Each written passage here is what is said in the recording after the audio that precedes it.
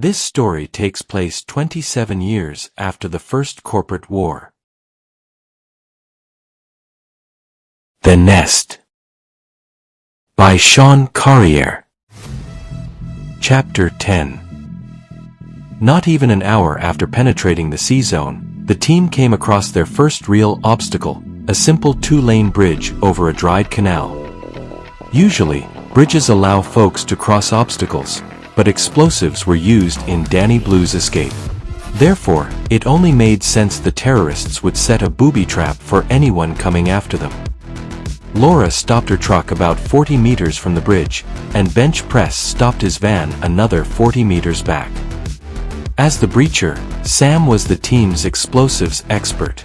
This meant it was his job to walk up to the bridge, look for bombs and defuse any he might find.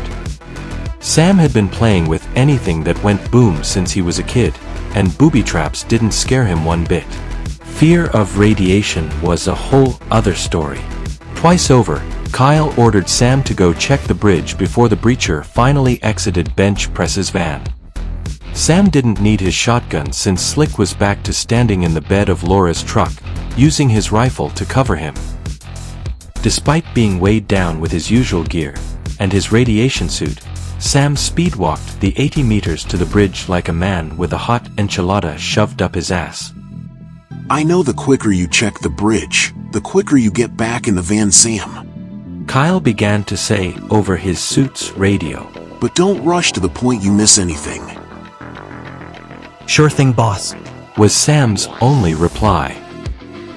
The team's breacher was now stepping onto the bridge and grabbing at his tool satchel attached to the front of his webbing. Sam wasn't going to talk unless he needed to, and he sure as hell didn't want to hear anyone else talking. It was time to do the job, and Sam needed all of his concentration. Other than an abandoned car along the left lane of the bridge up a ways, some scattered debris, and nearly 3 decades worth of dust, the surface of the bridge was barren. No visible wires. Sam thought to himself. Yet. There were fresh tire tracks in the dust on the bridge, obviously made when Danny Blue and his crew drove through. Sam carefully walked 1 foot ahead of the other within one of the tire tracks while waving a device in front of him that looked like a flashlight with a small flat screen attached to it. This was Sam's EM detector, and it was emitting a reassuring hum at the moment as it wasn't picking up any electronic activity. Still, Sam walked carefully, 1 foot ahead of the other within one of the tire tracks.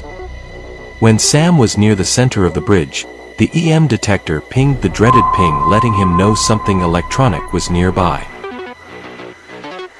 Sam froze in mid-step before slowly waving his EM detector from right to left in a slight arc ahead of him. When pointed to the side of the bridge Sam stood on, the detector just gave off a hum. As Sam waved the detector to his left, the ping came back. Whatever was causing the ping, it was on the other side of the abandoned car, within 6 to 8 meters. Sam began walking again, a bit slower but still 1 foot ahead of the other within the tire track.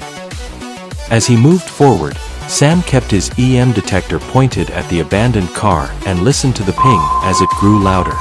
Whatever was on the other side of the car had to be running on a battery, and Sam was anxious to finally see what it was. Any other man would have had tunnel vision, laser focused on the EM detector held in his hand. But this wasn't Sam's first rodeo. The team's breacher kept moving his eyes, and not just from the pinging EM detector to the abandoned shitbox ahead of him. Sam was in the habit of always glancing at the ground in front of him before every other step. Whatever was on the other side of the car had to be running on a battery, and Sam was anxious to finally see what it was. That's when Sam spotted it. A few meters ahead of him was a rubber air hose like the kind used to ring the bell at full-service gas stations. The hose was laying across the bridge and curving up behind the car. Triggering devices don't get much simpler than this, Sam thought to himself as he eyeballed the air hose laying across the bridge. Sam put away his EM detector as he carefully walked 1 foot ahead of the other toward the hose. As Sam got closer, he could finally see around the abandoned car, and what he saw was beautiful. laying lengthwise along the left lane of the bridge. About 3 meters behind the car was a meter-long piece of thick lead pipe used in industrial plumbing. The pipe itself was large with a diameter just over 4 decameters.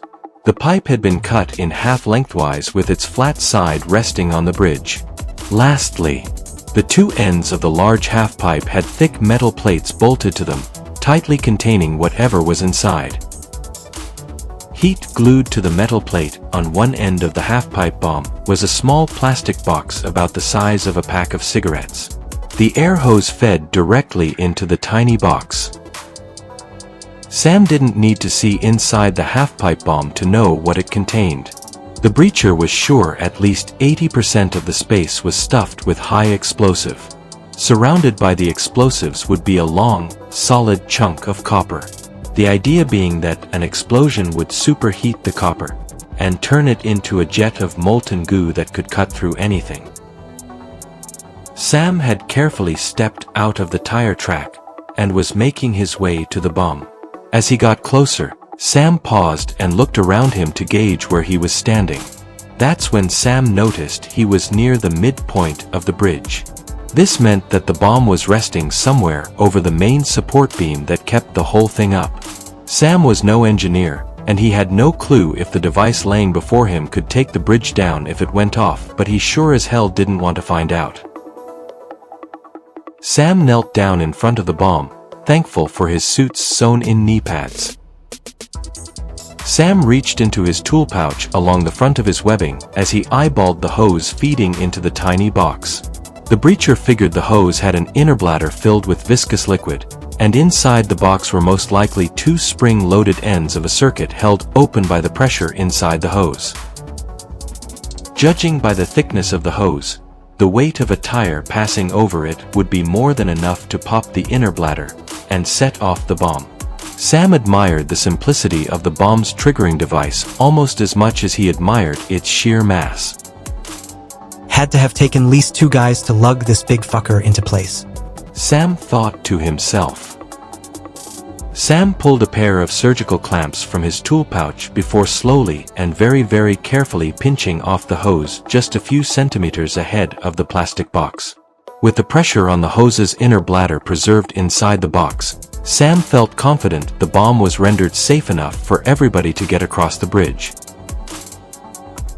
Sam was beginning to lift himself back up when his EM detector emitted a series of short, sharp pings.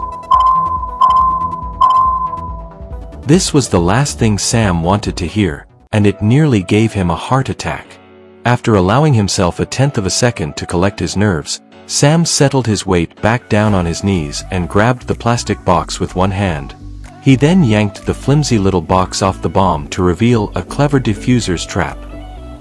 As it turned out, the air hose wasn't attached to anything inside the plastic box. Instead, the box concealed a small motion detector connected to an ancient digital watch. Sam's heart sank, not only at his stupidity for missing this earlier, but because he couldn't access the battery, wires or detonators as these were all tucked behind the motion detector and watch mechanism. Sam kept his eyes on the watch's face as his hand slid back into his tool pouch. A second later, his hand came back out holding a can of liquid nitrogen. The digital watch's face eerily displayed 16 seconds. 1 second later, it displayed 15 seconds.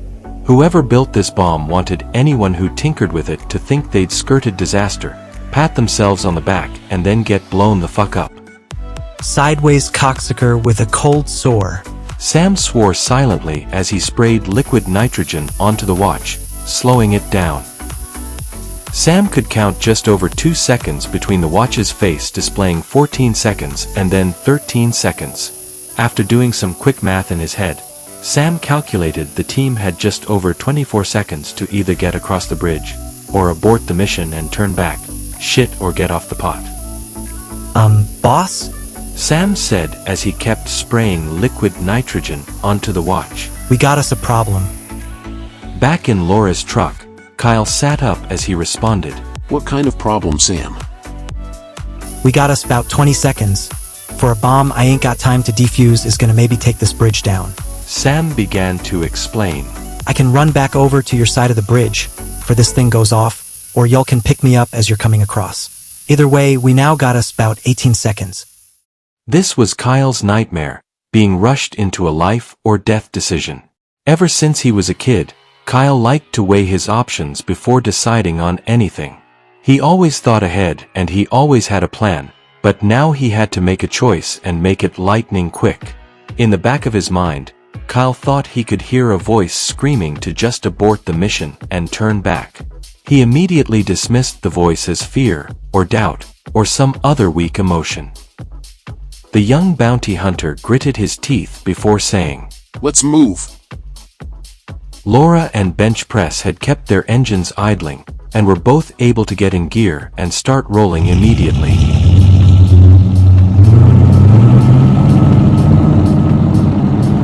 Laura's truck motored onto the bridge first, accelerating quickly enough to cause Slick to hang on to the roll bars comically as he remained standing in the open bed.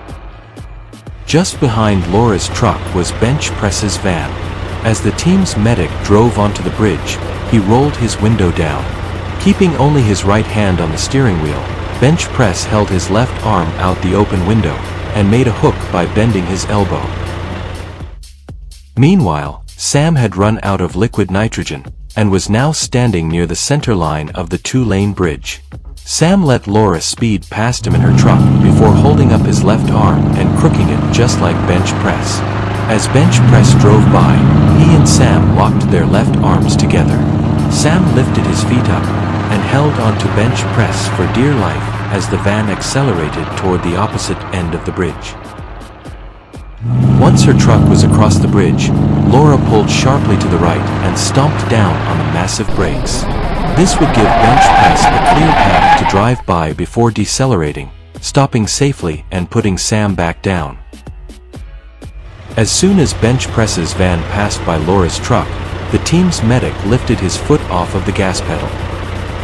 The van barely had a chance to decelerate as the half-pipe bomb back on the bridge finally went off. With a powerful... The center of the bridge was engulfed in a massive cloud of smoke and the dust of pulverized concrete. Since the bomb's explosive force was directed straight down and through the bridge, the team felt no shockwave. Bench Press's van finally came to a gentle stop about 40 meters beyond the bridge. Sam was in a near trance as he looked back and saw the cloud of dust and smoke rising up and then slowly begin to dissipate and settle. Sam was still riding the adrenaline from his near brush with death, and he couldn't help but wonder if the bomb had actually worked. Driven by emotional numbness and morbid curiosity, Sam let go of Bench Press's arm and began walking back toward the bridge, watching in awe as the smoke slowly drifted away and the dust slowly settled. Kyle had already exited Laura's truck when it came to a stop, and he was now walking toward the bridge much like Sam was doing from farther back. As the bridge became visible again, Sam caught up with Kyle. Both men stood along the edge of the bridge and looked over at what seemed a narrow, meter-long rectangular hole in the pavement behind the abandoned car. Sam had already passed his adrenaline peak, and the anticlimactic sight of such little damage only made his come-down feel empty and unsatisfying. Kyle, on the other hand, was pleased with what he was looking at. The bridge was intact, and it looked like the team could still use it later on when they'd be making their way back out of the C-zone. Despite the size of the explosion, the structure seemed to have sustained little to no damage. Even the abandoned car a few meters from the hole appeared no worse for wear if you didn't count the scorched paint job and shattered windows. Kyle was just about to step onto the bridge to get a better look when he heard a low crunching and scraping sound. The sound grew steadily louder. Like with the opening trembles of a distant earthquake, Kyle and Sam could feel the bridge begin crumbling apart around a hole nearly 20 meters ahead of them. Tons of weight, the pull of gravity, and a lack of structural support caused cracks to form around the narrow hole in the bridge. These cracks widened and spread out cartoonishly quick, soon resembling a spider's web a dozen meters wide.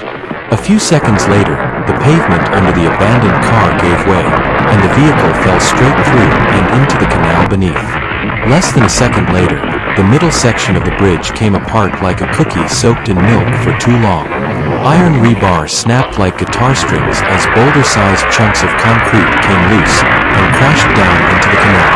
Any hope Kyle had had of ever using this bridge again died at the sight of a fresh 10-meter-wide gap smack dab in the middle of it. Kyle looked at Sam, but could only see a dull, emotionless expression on the breacher's face. Sam, what happened? Kyle asked. A couple seconds went by, but Sam didn't answer. Kyle checked their suit's comm link and saw they were still sharing perfect radio contact. Kyle put his hands on Sam's shoulders and gave his breacher a shake. Sam, wake up. Kyle shouted. Huh? Oh, sorry, boss. Sam answered in a labored, almost disinterested tone. When the breacher went silent again, Kyle gave him another shake. Damn it, Sam. Talk to me. Kyle ordered. Huh? Sam said as he awoke from his trance. I guess whoever made that bomb sure knows what they're doing. Kyle wasn't angry. He understood Sam had had a close call, and he just needed a few minutes to get his wits back. Plus, it was only natural for one craftsman to admire the handiwork of another craftsman, even if that craft is blowing shit up. Kyle just put an arm around his breacher and walked him back to the vehicles. Back in Laura's truck, the team's driver was already working the dash-mounted infotainment system, bringing up the radiation map and desperately looking for another way across the canal while still keeping within their low radiation alley. The wheel woman would have loved to give Kyle better news, but the only other way across the canal would force them to go through a hot zone. Old Murphy would have scored a perfect 10, but at least there were no more bridges to cross in order to reach their target. Be grateful for the small miracles. Once Sam was back inside of Bench Press's van, Kyle walked back to Laura's truck. Kyle climbed into Laura's truck and settled into the passenger seat before turning to speak to her. As soon as the two made eye contact through the visors of their helmets, Kyle could read Laura's mind.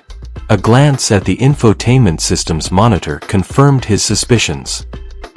Well, looks like we're pushing on through to the west end of the C-zone.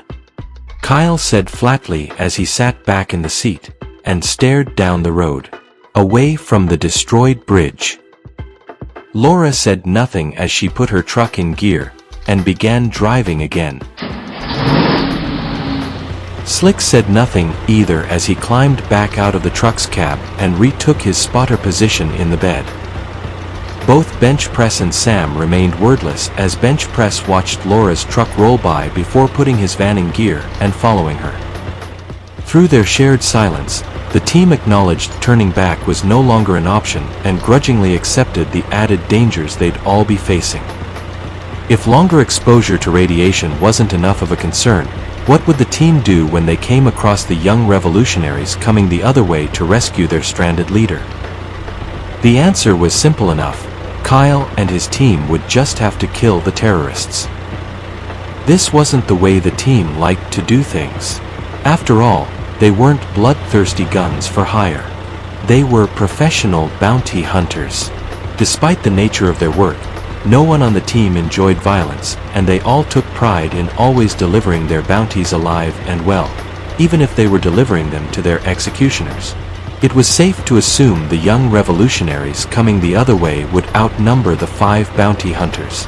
It was also safe to assume these fanatical terrorists would be well armed. This left Kyle and his team with few options. If crossing paths with Danny Blue's gang didn't worry Kyle enough, there was still the possibility of stumbling across another crew of bounty hunters. Terrorists and bandits were one thing. Professional trackers were something else altogether. Kyle knew the team's only chance to get out of the C-zone alive would be to outmaneuver Danny Blue's gang, or any other bounty hunters they may come across. And the only way they'd be able to do that would be for Slick to spot them first.